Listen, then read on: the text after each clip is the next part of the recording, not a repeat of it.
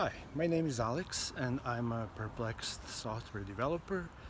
I'm running my perplexed software developer's diary and this is the day 7.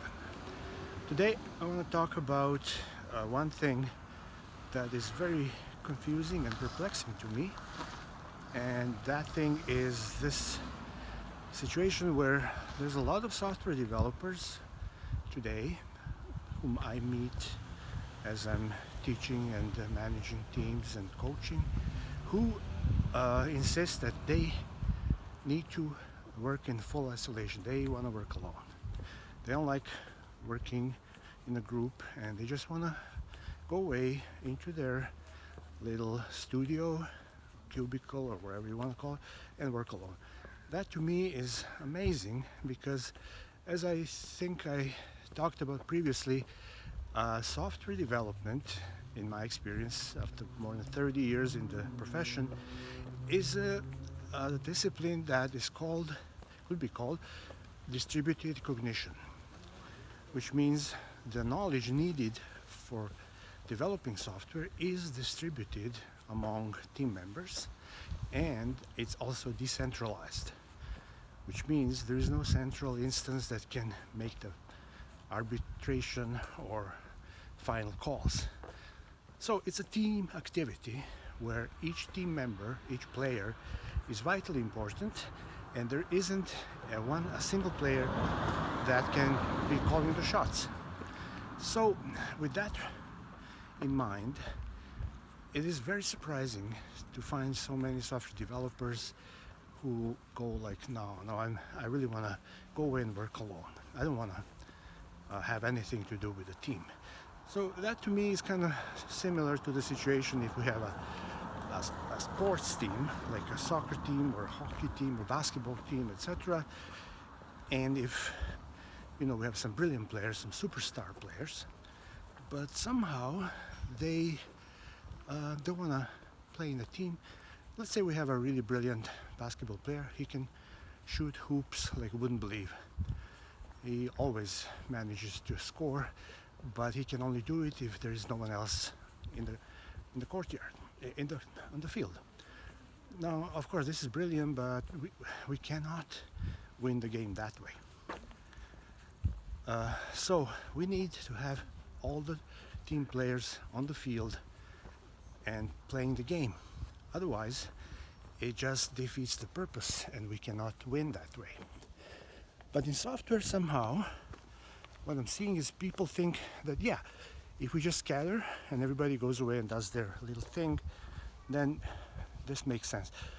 This is, again, similar if we compare to a band of musicians or a theater troupe where every member of the troupe or of the band decides to do their own part in isolation. And, let's say they climb the stage one by one, do all their parts, go away, then the next member comes along, and then we ask the audience to stitch together the play or the music in their heads. That just doesn't make any sense. So I think software is the same, and yet today we still see people refusing to play in the team, people insisting they want to go away and do it on their own. And I blame a few factors for that. One factor would be, for example, the way we learn how to develop software, which is usually in isolation, sitting in front of our personal computer and just doing it alone.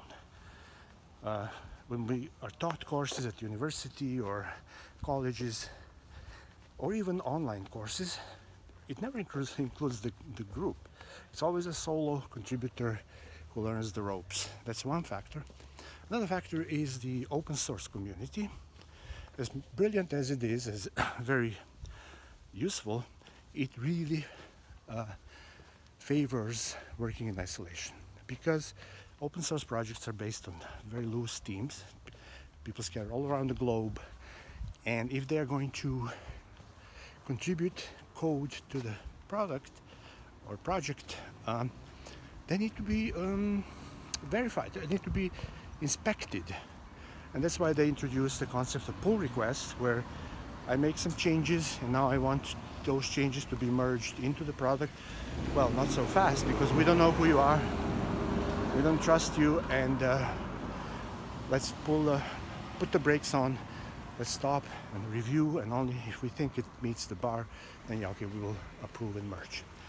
But if we're working in a real team, we know each other and we learn from each other, so there's no need for that level of distrust, and there's no need to open pull requests and all these like inspection points and choke points and slowing things down.